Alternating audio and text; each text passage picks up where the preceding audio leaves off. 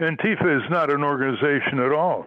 It's just an anti-fascist position taken by millions of people in our country. They're trying to find the stereotypes, just the way Hitler had to have stereotypes in order to attack and distract the population from his crimes, as well as Trump doing the same thing. Trump is looking, with the help of Rubio, to create a sinister, organized threat to humanity called Antifa.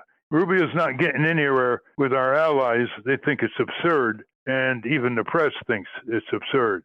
But it shows how desperate Trump is to find a stereotype that he can target, because targeting immigrants is not enough, given his sinking polls and the prospects for November for his party.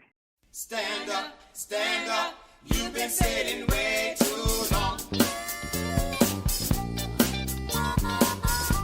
Welcome to the Ralph Nader Radio Hour. My name is Steve Scrovan, along with my co-host David Feldman. Hello, David. Hello, Steve. And our producer, Hannah Feldman. Hello, Hannah. Hello, Steve. And, of course, we have the man of the hour, Ralph Nader. Hello, Ralph. Hello. This one should interest you. It deals with, again, Judge Napolitano's view of the huge vote undercount of deaths in Gaza and why the press is not reporting it. And again, why the Democrat leadership in the House is against impeachment, just the way Trump is, but for different reasons. That's right, Ralph. Our featured guest today is Judge Andrew Napolitano, whom Ralph has known since 1970, when Judge Napolitano was a Princeton student moderating a debate between Ralph and William F. Buckley. He says it was a draw. I'd like to know more about that. Today, these two old friends are going to talk about two of Ralph's abiding concerns, the death undercount in Gaza and the Democratic Party's reluctance to call for Donald Trump's impeachment before the midterms. That's the first half of the program. In the second half, we're going to dive into the mailbag, and Ralph is going to respond to a bunch of your comments in our recent episodes featuring Celinda Lake, Dean Baker, Pratap Chatterjee, and Omer Bartov. So stay tuned for that. Your name may come up. As always, somewhere in the middle, we'll check in with our relentless corporate crime reporter, Russell Mokhiber. But first, here comes the judge. David? Judge Andrew Napolitano is a former Superior Court judge, a syndicated columnist, and host of the Judging Freedom podcast. Judge Napolitano has taught constitutional law and jurisprudence at Delaware Law School and Seton Hall Law School, and he was Fox News' senior judicial analyst from 1997 to 2021. He's the author of several books on the United States Constitution, including Freedom's Anchor, An Introduction to Natural Law Jurisprudence in American Constitutional History. Welcome back to the Ralph Nader Radio Hour, Judge Andrew Napolitano. Happy to be here with you, Ralph. Andrew, let's touch on two taboo subjects here in terms of the main media. The vast death undercount in Gaza continues to be ignored. They use the qualified health ministry of Hamas for their figure and go no further. As a result, they're still talking about under 75,000 deaths since October 7th, 2023. But in fairness to the health ministry, if you ask them, what's your criteria? They say, these are known people with names. We don't go any further. But we cannot count the tens of thousands under the rubble. Most of Gaza is rubble. There's no rescue machinery possible. They don't take into account 5,000 babies born every month until recently into the rubble.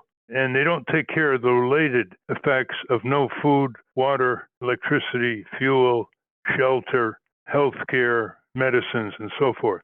And if we go back to almost 2 years ago in the prestigious medical journal Lancet, they had it at almost 200,000 and said it was a conservative estimate. And people who've done casualty estimates around the world say that the ratio of related deaths from the violent deaths, the Hamas figure are violent deaths from bombings by Israel, is anywhere from 3 to 13 times.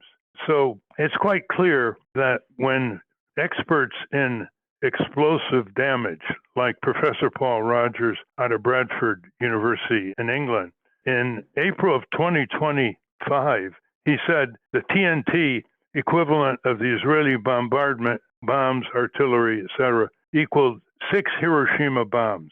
And now it's over 8. maybe 9 Hiroshima bombs. And he said it's much more lethal because these are targeted precision killings of mass civilians without shelter, any kind of protection whatsoever, and without health care, dying from their wounds if they don't die immediately. Now, I have talked to reporters from the New York Times, Washington Post, Wall Street Journal, and they say all we have to go on is the Hamas figures, which are now still under 75,000. I said, well, you know how to do investigative reports. You know how to piece things together. Talk to the American doctors who spent weeks in Gaza, some of them almost killed in crumbling hospitals serving the injured. Talk to the UN agencies. Talk to the international relief groups like Doctors Without Borders. Talk to some academics. You know how to piece it together. You don't have trouble estimating the deaths under Assad in Syria. You say 500,000. You don't give a basis for that, but you use it. The same with Ukraine or Sudan. So with that background, Andrew, what is your take on all this? Because if you have a reasonably accurate figure or range where it can be a low of X and a high of Y, you'll have more intense military, diplomatic, and civic pressure to get the humanitarian aid in to stop the bombings and to push for resolve of this long-standing conflict over there that's affecting the United States in so many ways in terms of freedom of speech, public budgets, and all the things you've talked about on your program. Well, if we're talking about intellectual honesty amongst the mainstream media with respect to the Netanyahu regime and what it has been doing, there is no intellectual honesty. The mainstream media in the United States is controlled by the lobby. And the lobby, of course, is the Israeli and American donors who control the media and control the government. Our friend Pat Buchanan famously referred to the Congress as Israeli-occupied territory. The same may be said about the mainstream media. You're not going to find these true numbers about Gaza articulated anywhere other than in the alternate media, where, like on my program, Judging Freedom, we cite that Lancet article all the time. The Lancet article, unless it's been updated, is about a year and a half old, so that number's got to be over 200,000 by now. But don't expect intellectual honesty from the mainstream media, because anybody who tries it will be looking for a job. You know, it's just what you say. If the shoe was on the other foot, you think the media would allow the reporting of a low undercount? It's like the UN agency put out a report that the Israeli snipers are deliberately targeting children and babies in Gaza. And there was also another wonderful article by Nicholas Kristof on mass rape of Palestinian prisoners in Israeli dungeons. And the New York Times reported both of those, but they didn't do any editorials, just like they did no editorials on the war crime with the pager explosives in Lebanon. Right. Good so point. If the shoe was on the other foot, they would never do that. So I've talked to honest people, like Gideon Levy, and he said, well, Ralph, the Hamas figures are horrific enough. We really don't have to go any further. They're horrific enough. Well, would that operate if someone tried to say that only 600,000 Jews were killed by Hitler instead of 6 million? I don't know Gideon Levy, but that's not an appropriate answer. The job of the investigative reporter is to report truthfully, not to try and make some sort of a political point. But these reporters and editorialists who work for entities that are owned by or substantially influenced by the lobby are not being intellectually honest. Their goal is to advance the political narrative of the Netanyahu regime rather than, like, say, my friend Max Blumenthal, who's a quintessential example of the opposite of what we're talking about. Max risks his life to report accurately on these types of things. But there was a time when reporters for mainstream media were filled with people like Max. Now there's no one there. Nick Kristof did write a great piece. I saw that piece and I applauded him for it. But the New York Times should have commented on it and written about it over and over again, because it's profound. It just caused a kerfuffle in Tel Aviv and Washington for 2 or 3 days, and then it was off the front pages. I think, Andrew, there's something else working with the honest press, because I invited Amy Goodman on the show to discuss this. She doesn't talk about impeachment. She had Al Green on a few days ago. He was the first to go for impeachment, and she didn't ask him any questions. She doesn't do the death undercount, although, she's had one guest on years ago, but she doesn't touch that. And she said all kinds of devastating reports from Gaza. Jeremy Scahill and Ryan Grimm, they're very honest. They won't talk about the death count. So here's what I think their problem is. They're afraid of people saying, oh, you're worse than the Hamas terrorist estimate of 75,000. You must be anti-Semitic. That's they're afraid of being accused of that. That's my guess. What do you think? These are honest journalists, and you know them. Yes. Well, being accused of being anti-Semitic is just an occupational hazard in this business when you're being intellectually honest, and we've all been accused of this. This is a standard political technique by the lobby to tarnish the intellectual honesty of the speaker. You just have to deal with it and say the answer to that is no and hell no. I'm making my judgment on the basis of what people do, not on the basis of their religious affiliation. If I criticize Pope Leo for something, does that mean I'm anti-Catholic? I mean, this is just ridiculous. But this anti-Semitic allegation has been out there for generations and tossed around whenever a person tries to speak with intellectual honesty about the public policy of the Israeli regime and the genocide that it is perpetrating in Gaza and elsewhere, and the land thefts in the West Bank and in Lebanon. You could go on and on and on and on and on. Because people like me have independence, because I have my own program, I don't worry about that. But a lot of other people do worry about it because they have mortgages to pay and mouths to feed. So they have to be careful what they say. But I do agree with you, Ralph. It's hard for me to find something you and I disagree on, but I agree with you on the analysis here. It's a very sad state of affairs, which is why it's very important for the alternate media to be out there and to keep being intellectually honest. Let the chips fall where they may. The irony is because history, Andrew, is a deadly anti-Semitism is Netanyahu against Arab Semites, Palestinian Semites, and Jim Zogby, who founded the Arab American Institute, and I'm sure you know him, gave a lecture at a Israeli university over 20 years ago called The Other Anti-Semitism. And we had a civil debate between two Jewish Americans and two Arab Americans on one of our websites.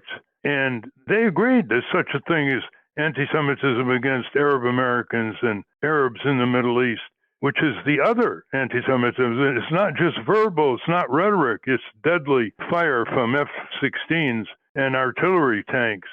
So this business of anti-Semitism, if you're against the Irish, they don't call you anti-Gaelic. If you're against Germans, they don't call you anti-Aryan. If you're against Russians, they don't call you anti-Slavic. So why don't they just say anti-Jewish? Why are they using anti-Semitism? Because they want to tarnish anybody who criticizes the Israeli genocidal state of Netanyahu with the Nazi regime.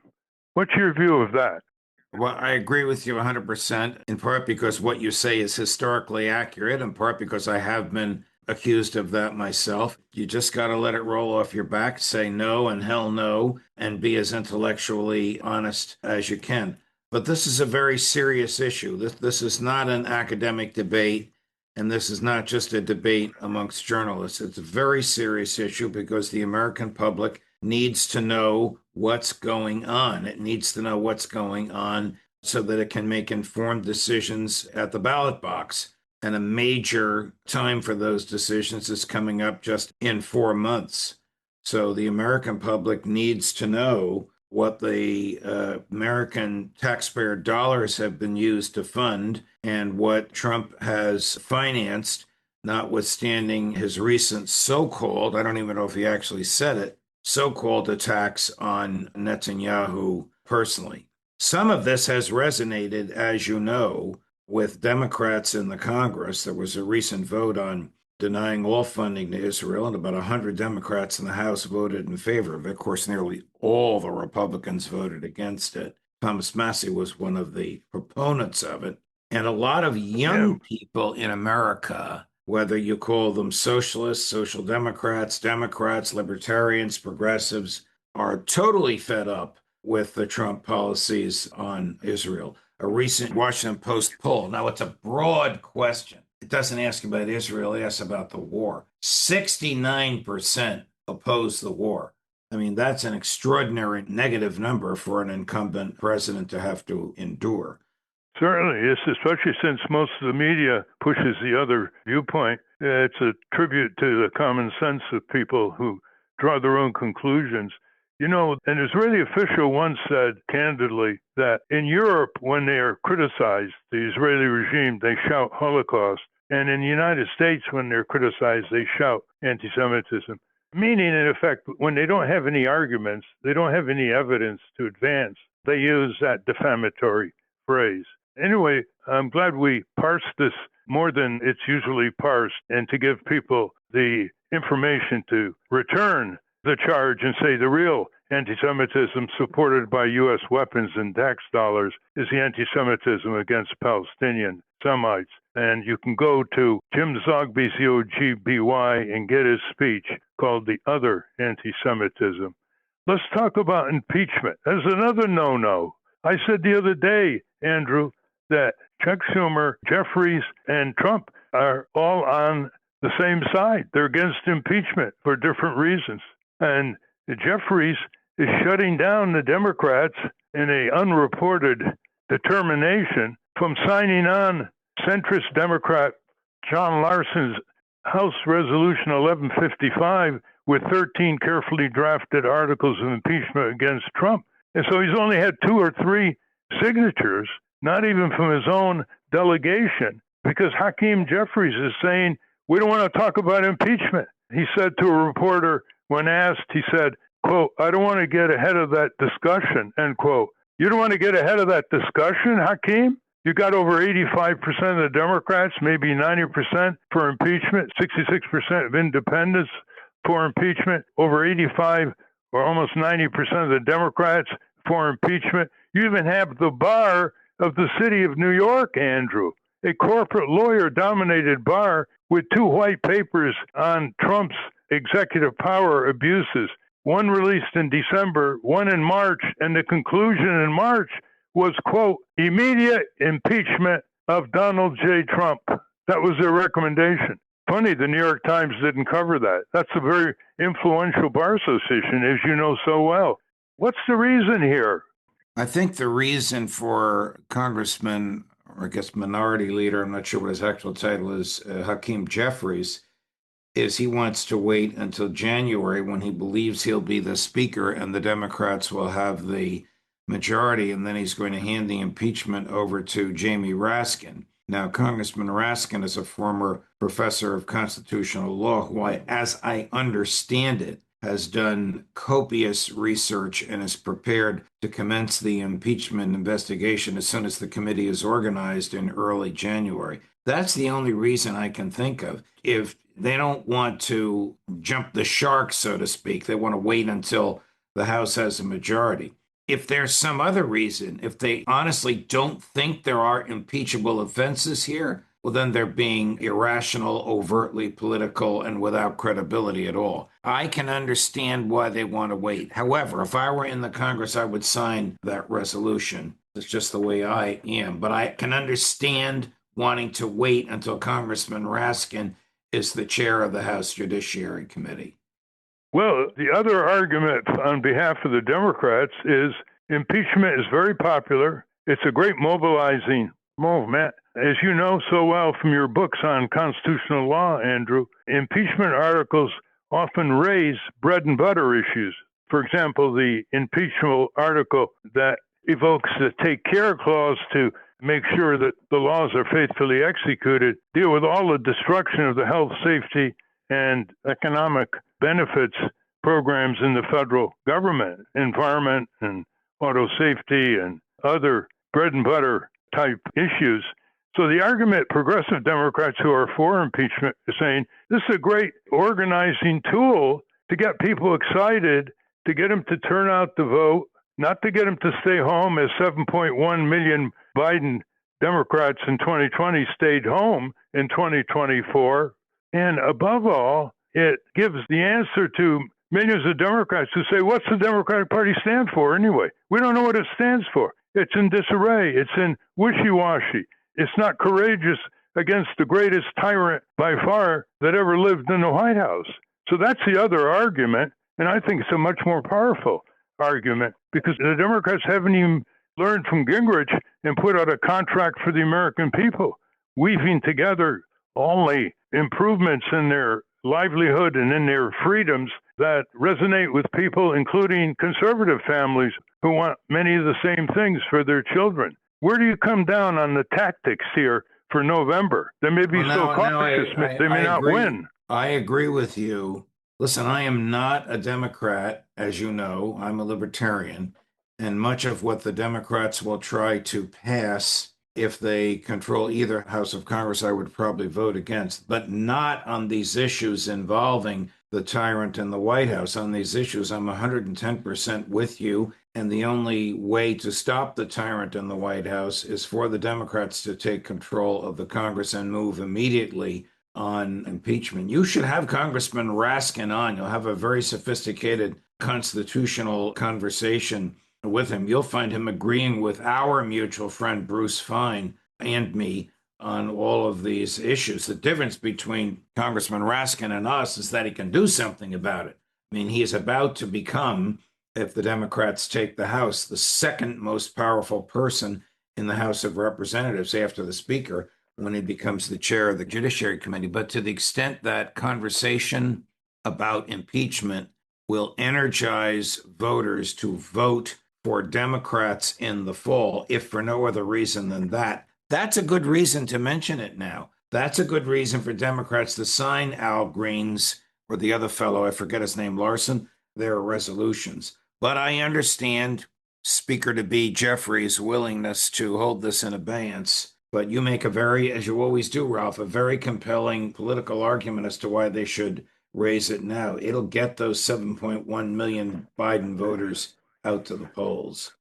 Well, it's more pernicious in terms of the internal politics of the Democratic Party. As you know, Jamie Raskin is part of the leadership, and he was leaning toward having a shadow hearing, which no one can stop him from having as the ranking member of the House Judiciary Committee, on impeachment. And he scrapped it because Jeffrey said, we don't want to talk about impeachment at all. And then when we invited him to attend our second symposium on Capitol Hill on impeachment, which occurred on July 22nd, he said no, when we had every indication, because Bruce Fein, as you know, is a friend of his, that he would appear. So this is a big story for the press that they're not jumping on, that Jeffries is shutting down the overwhelming number of House Democrats who want impeachment. And he's using every lever to isolate Congressman John Larson, who is in a tough race and a primary in Connecticut. And he's in a district where the Democrats overwhelmingly are for impeaching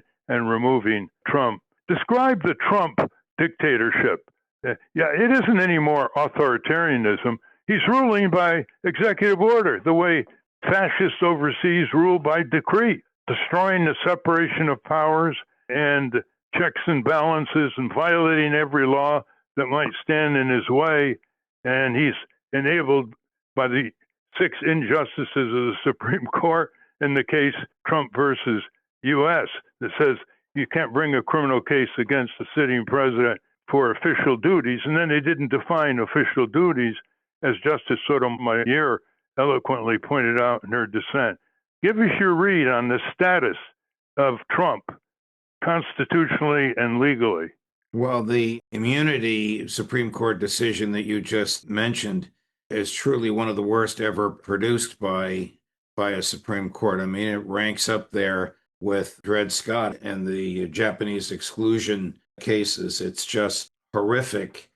It's a political document, but it is the law of the land, this case, which has unleashed Trump to disregard laws, to disregard the Constitution, to disregard treaties. So he starts whatever wars he wants. He kills people on the high seas without any due process whatsoever. He imposes tariffs as he recently did earlier this week, in defiance of an accurate Supreme Court opinion, in my view, that only Congress can impose taxes. He doesn't care about treaties. He doesn't care about international law.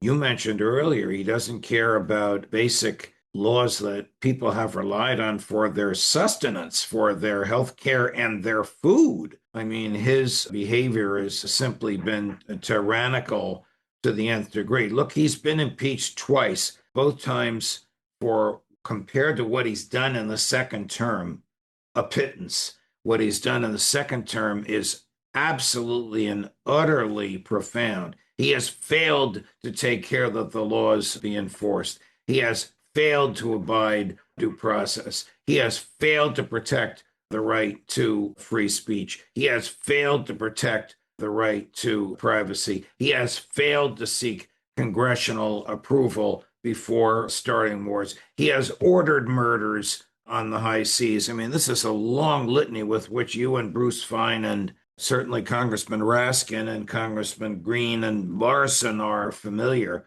What's amazing is he openly boastful about it.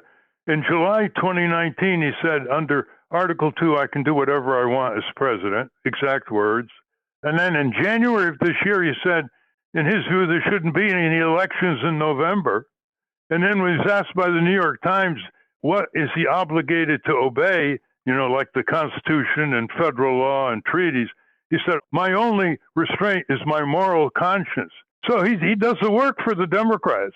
He's the easiest president to impeach you could ever conceive, because every day he gives them impeachable offenses, boastfully and open. Yes. Look what he's done with ICE in cities in the United States. Those are becoming his stormtroopers.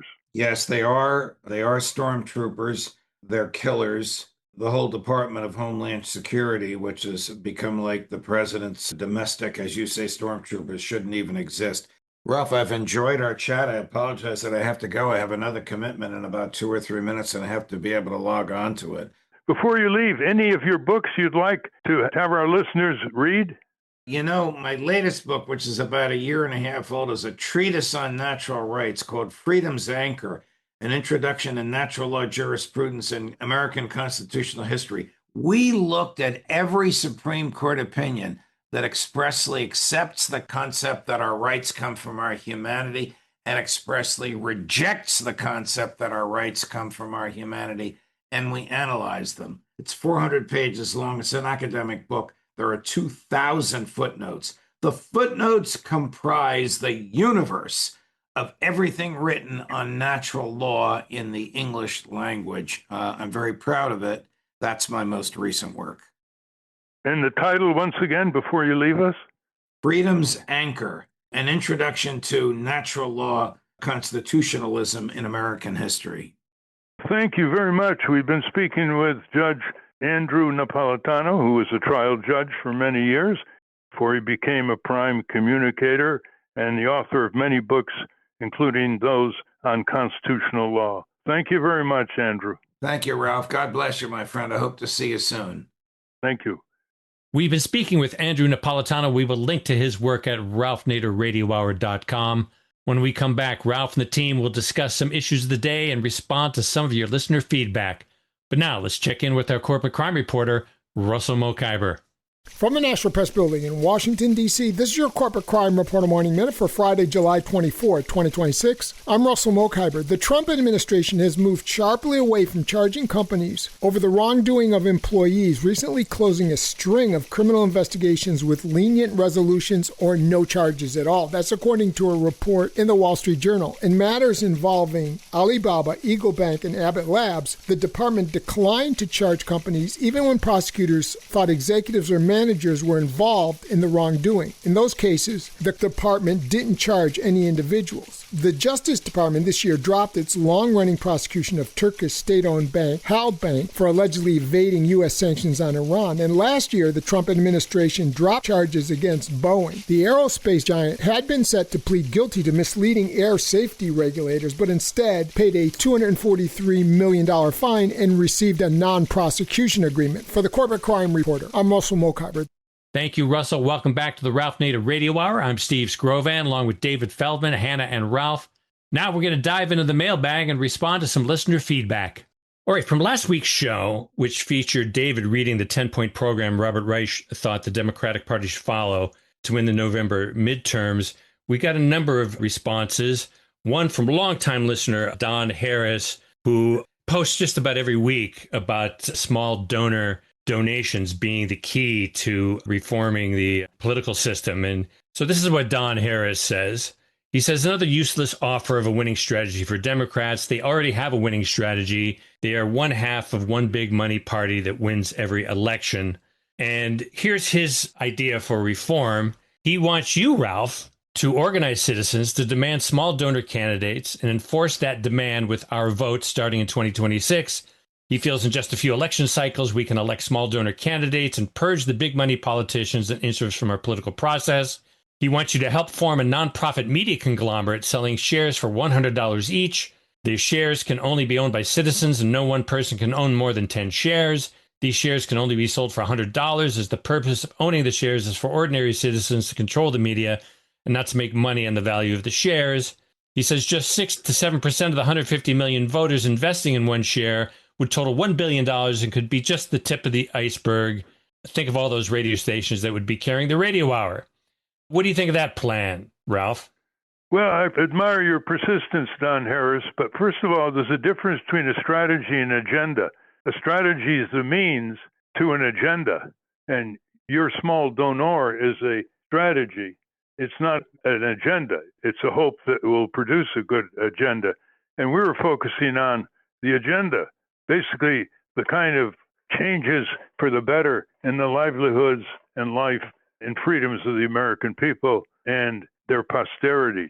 The second is, I used to agree with you when Bernie Sanders broke ground, as you know, and raised over $200 million in his first presidential campaign from small donors averaging about $28. But then the Republicans discovered the same treasure, and now they have a lot of small donors. And I'm sure you wouldn't agree with these small donors for the Trump Republican Party. So you have to face up to the reality that small donors don't necessarily mean big democracy or justice, although they're certainly preferred to giant Musk-type millions of dollars of corporate PAC money. And then the other thing is, you keep saying this can be done and $1 billion can be raised. Why don't you take the lead? Why don't you see if you can create a committed group in your community as a test case? Because we all know, I remember years ago, you'll appreciate this, Steve, somebody wanted to write a book on the New York Yankees, and he went to publishers and he said, look, there are 3 million diehard Yankee fans. Think of the market. And the publishers say, they may be diehard Yankee fans, but it doesn't mean they're going to read a book on the Yankees. So why don't you test it yourself, because you have such a strong belief in what you're saying, instead of just throwing it on the table here. And you might realize that some of your friends are not as generous as you think they should be, either with their time or money. But thank you for your input. And Ralph, I just want to follow that up with a similar comment from an earlier show when we spoke to progressive pollster Celinda Lake a few weeks back. And it addresses a similar complaint about the Compact for America. This is absolutely essential. First of all is raising wages. And we all talk about the cost of living, the rising cost of living, bills, et cetera. The biggest answer to getting affordability for American families is to get wages up. And of course, the federal minimum wage is just over $7 an hour. It's absolutely absurd. So we need to raise the wage. We should be talking about capping prescription drug prices or limiting prescription drug prices. The VA negotiates 399 prescription drugs. We can't figure out how to get Medicare to negotiate 10. Adopt the VA price list. This is not rocket science. Capping utility prices, making sure that data centers cannot dump utility rate increases on their voters. The most bipartisan issue out there right now is data centers. So they're equal pay for men and women, still an issue for people. Women still paid less, even though their families are relying on those two incomes, because nobody can make it on one income anymore unless you're Musk. So there are a lot of proposals out there. Medicare for all, testing off the charts. healthcare have been taken away from record numbers of voters. And we often say things like voters lose their healthcare. People don't misplace their healthcare, they misplace their keys. They get their healthcare taken away from them. And that's what's happened here. So Democrats need to lay out 10 concrete proposals and run on them. We have the critique of what's going on. We understand what's happening to real people's lives. The third leg of the stool is offering our alternative, and a concrete alternative that people can pass on to their friends and family, that people can hold us accountable for. And the last of the 10 proposals on the contract needs to be something about campaign finance reform. We have to get corporate money out of politics, or our system will continue to be rigged against us and rotting from the middle. This is from listener Richard Bartholomew, and he says this 10-point progressive compact for America needs substantial revision. Several proposals conflict with fiscal reality or with the political environment we're actually operating in. He says, to start, it's unclear how anyone proposes to increase Social Security benefits when the program already struggles to fund existing obligations. And he says the federal minimum wage is also a questionable federal priority. Most blue and purple states have minimum wages that significantly exceed the federal minimum. And he says the proposal to tax the super rich also ignores the current political landscape with Donald Trump as president. There's no viable path to raising income taxes on high earners. The real key to taxing the wealthy is taxing capital, not labor. Historically, the founders supported taxing property to fund national defense. Today, roughly 80% of defense spending is financed by taxes on earned income rather than wealth or capital gains, an imbalance that deserves this attention. So what do you think about that critique? Well, Richard, the last point you made is extremely accurate. There's a huge discrimination on earned income compared to unearned income, which is basically selling stocks and using money to make money, which has a lower tax rate, as you know. It's taxed at 20% maximum for capital gains, selling stock in companies like Tesla or ExxonMobil. And if you earn that money, you may have to pay a tax rate of 38%. And that's why private equity is so dominant, because they use money to make money. They have huge tax benefits, deductibles, and they can overwhelm competing forces that are based on going to work every day, earned income. As far as the minimum wage, a lot of states are still at the $7.25. Others have raised it to 10, 12, 14. Very few have it to where it should be now, which is at least $17.50 per hour. And so that's why the federal minimum wage was established in the first place, to make sure that states don't have a race to the bottom or try to compete to businesses. Come to our state, we have a low minimum wage compared to your wage, say, in California or Massachusetts. On Social Security, look at the data that Congressman John Larson has brought together. He was chair of the Social Security Subcommittee of the House Ways and Means Committee for many years when the Democrats controlled the House. And he thinks that if you lift the cap, which is now about 180-some thousand, that's subjected to Social Security taxes, to all the higher income people. In other words, there's no cap. If you make $2 million, you pay Social Security taxes on it. That can pay for increasing Social Security benefits that have been frozen for over 45 years. We're not talking about cost of living increases here. We're talking about the actual benefits. So those are my reactions. Keep up the commentary, Richard. This is a comment about our show, which featured Israeli genocide scholar Omar Bartov. This is the situation that is created and which I describe as the moment at which Zionism, which was a movement that sought to liberate and emancipate Jews who were a minority and a persecuted minority in Europe, becomes a state ideology that is increasingly ethnocentric, violent, and expansionist. And the rotten fruits of that we see today. It's from Richard Curtis. He writes, what Bartov seems not to want to admit is that nothing went wrong. This is simply the logic of Zionism from its beginnings, manifesting what it always wanted. Molly Crabapple has put this well. Just consider the difference between the words immigrant and colonists. There had been centuries of Jewish immigrants in Palestine, but the Zionists were not immigrants, immigrants move into an existing society. The Zionists were and have always been ideological colonists. They have no desire to coexist with their local population. Their goal has always been the domination and destruction of the local population. They are colonists. Zionism is simply an evil ideology, the ideology of colonialism. Nothing has gone wrong. We are just witnessing the full logic of Zionism. And Molly Crabapple is the author of a new book about the Bund, which was a Jewish organization that was against Zionism. In Europe, right? Yeah. Well, you're right to make out the point that these are not settlers, they're colonists in the West Bank. And historically, they did go to Palestine in order to have their own state.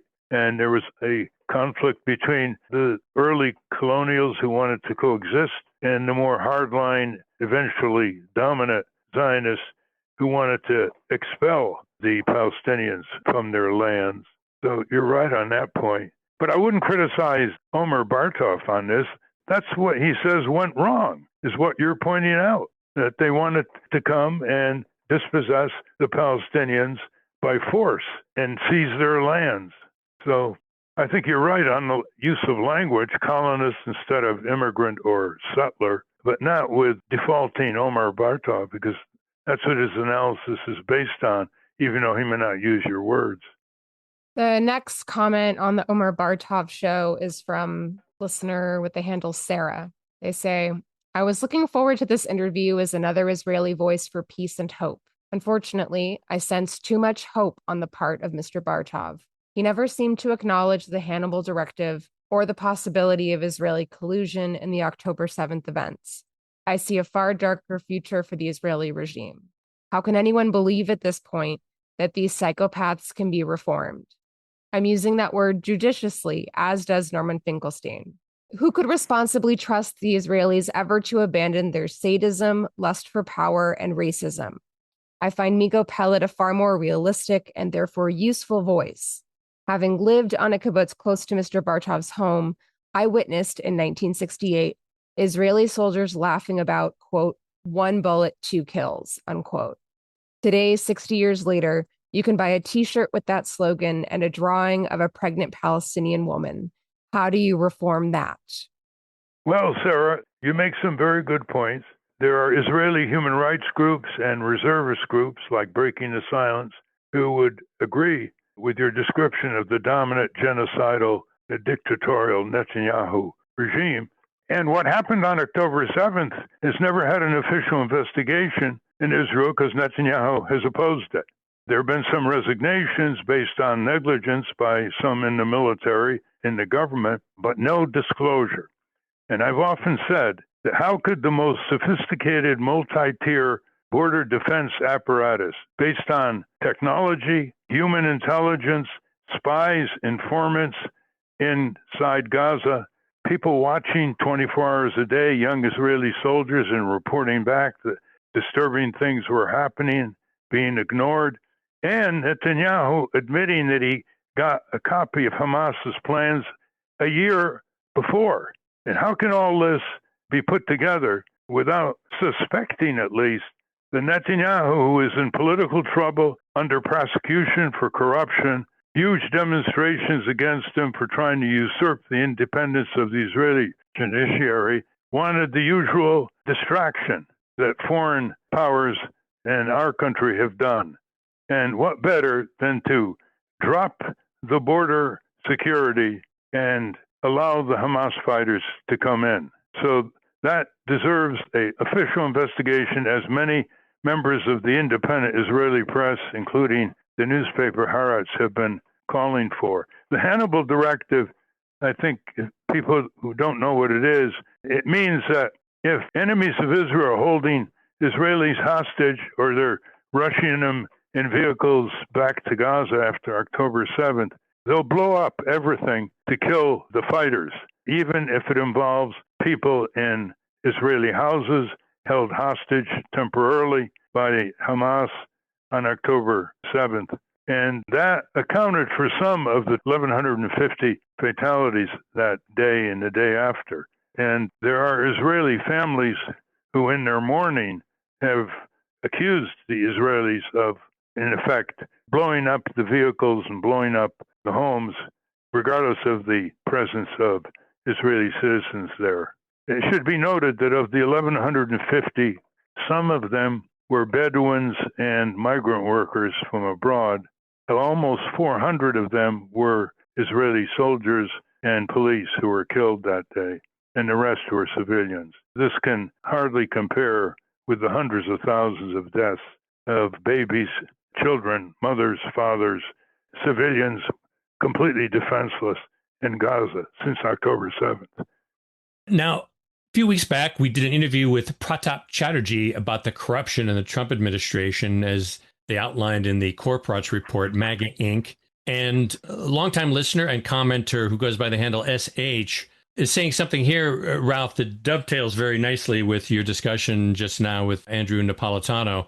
And SH says, okay, so now we know even more about Trump's corruption. Put that all together with all the other impeachable offenses he has committed and continues to commit. The question is, what are we going to do about it? As pointed out, he's making all this money because his name is on it, and his position as president gives him the power to reward his quote-unquote investors.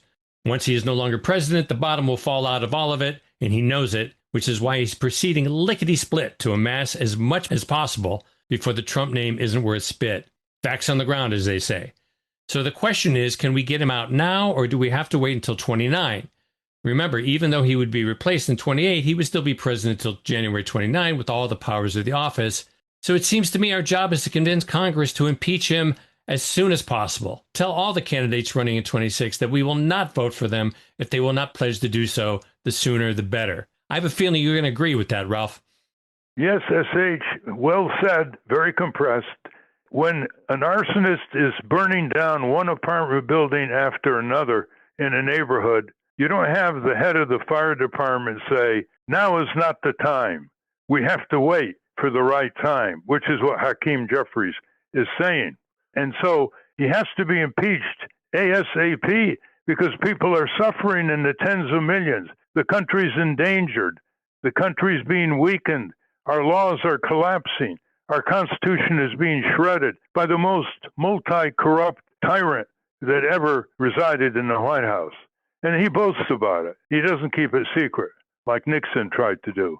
So impeachment now happened to have been the conclusion of the corporate lawyer-dominated bar association in the city of New York. I mean, there you are. They documented it with footnotes, and the mainstream press didn't pick it up. But around the country, there's tremendous support for what you're saying. Impeach him now. And even if they don't have the votes now, you build to a point where he does something so totally crazy, jeopardizing the Republicans even worse than they're being jeopardized in the November elections, that enough Republicans choose their political survival over their fealty to Donald J. Trump in violation of their oath to uphold the Constitution and the congressional separation of powers. When you watched Trump's speech, I don't know if you did, but at one point it just felt so natural after he presented this phony evidence of voter fraud and foreign interference. It just seemed that I was waiting for him to say, and so until we can guarantee safe and honest elections, I'm invoking the Insurrection Act and canceling the midterms. How far away are we from that? And what would the reaction be? Well, I'm glad you raised that, David, because people mocked this speech of his because it's so depraved, demented, full of fabrications that even the mainstream press tore it apart immediately. There were 3 articles in the New York Times on one page taking it apart. But even the networks, who are often afraid of Trump suing them and threatening the local stations' licenses, some of them took it apart right after the presentation by Trump. And I agree with their descriptions of the fabrications that were involved in the phony assurances of foreign interference and the insecurity of honest elections. I mean, look who's talking, right? I mean, he's trying to steal the election by a speech like this. And the tool, as you say, David, is to invoke the Insurrection Act, which will allow the U.S. to flood the local precincts and take over the local machinery in the states that may swing the result. And he's perfectly capable of doing that. In January, he said they didn't think there should be any elections in November. His dangerously unstable personality knows that he's got to block the Democrats from even winning one house in the Congress. And I would say that it could be considered likely that he will invoke the Insurrection Act if he polls the Republicans in the Senate and they don't say, that's the ultimate impeachable act, Mr. President, don't do it. That's the only thing that might stop him. But don't bet on any backbone by enough Republicans in the Senate, even though they may lose some of their seats by not standing up to Trump. We should have Bruce Fine on to explain to the audience why it's so dangerous for the Department of Homeland Security to be able to kick open doors based on administrative warrants. I think most Americans don't understand what an administrative warrant is, and the labeling of Antifa as both a domestic and foreign terrorist organization, and how those two are, I think, very much related. Antifa is not an organization at all. It's just an anti-fascist position taken by millions of people in our country. They're trying to find the stereotypes, just the way Hitler had to have stereotypes in order to attack and distract the population from his crimes, as well as Trump doing the same thing. Trump is looking, with the help of Rubio, to create a sinister, organized threat to humanity called Antifa.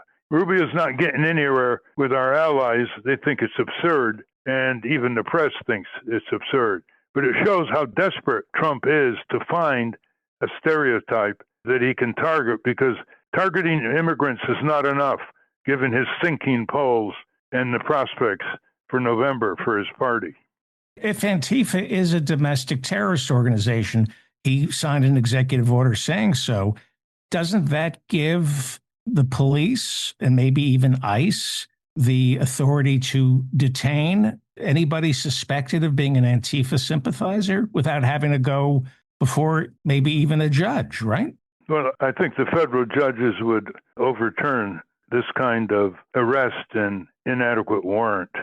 Ralph, the Department of Homeland Security was created in the wake of 9/11.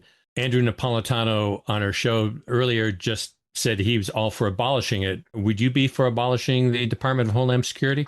Well, I don't like the word abolish. You have to replace it. It does have important functions. You know, we can't have open borders for pollution, for contagious diseases, for, let's face it, criminals that want to come over with illicit products and contraband. And it goes the other way, too. You know, a lot of U.S. weapons go down there illicitly into Mexico. So I don't like to use the word abolish. You have to replace it. You have to basically replace it with a definable mission, accountable standards, and criteria for who's going to lead it, other than toadying up to tyrant Trump and his bigoted hatred against immigrants. But we didn't even have it 25 years ago. So what did we do before that? Well, we had the parts of it. For example, we had the Coast Guard is under the Department of Homeland Security. So they were separate agencies, and it was Senator Joe Lieberman who led the fight to put it all under one umbrella, which was very unfortunate. What they used to do is presidents read intelligence briefings entitled Osama bin Laden intent on flying airplanes into buildings.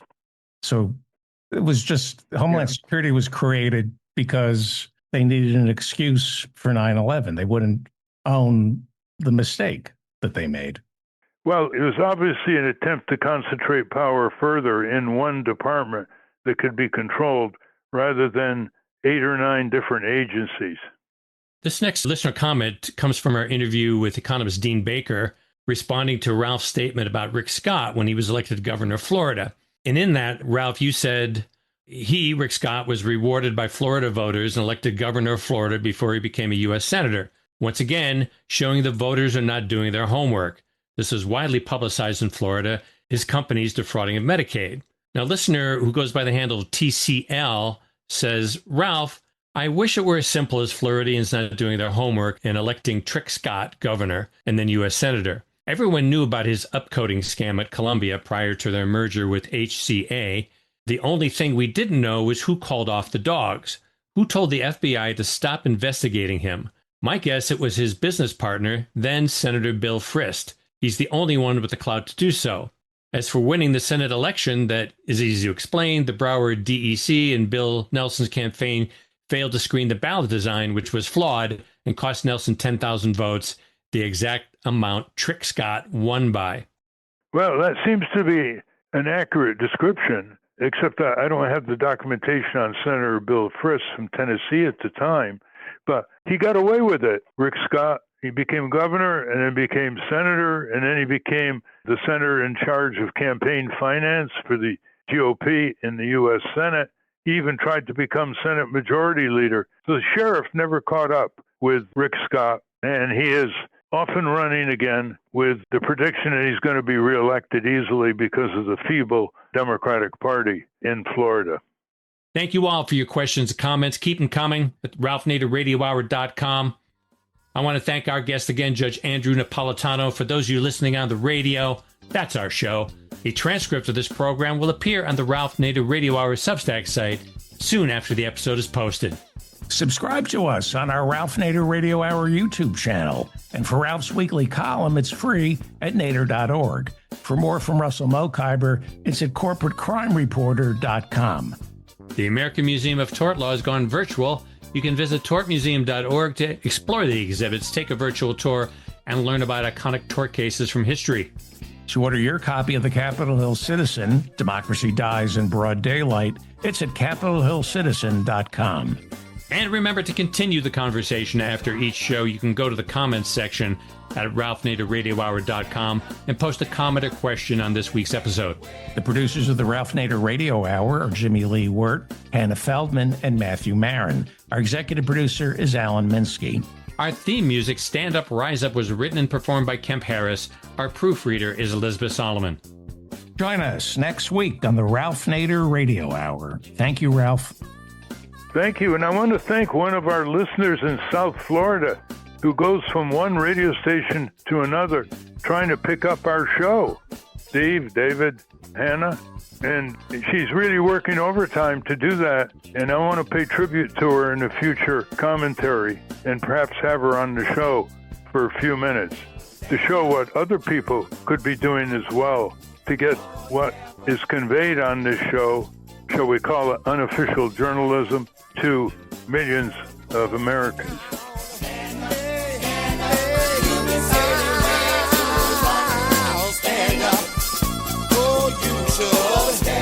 Step up. I think that you should step up. Rise up and take on the power. Stand up, stand up. You've been sitting way too long. Stand up, oh, stand up. Step up, you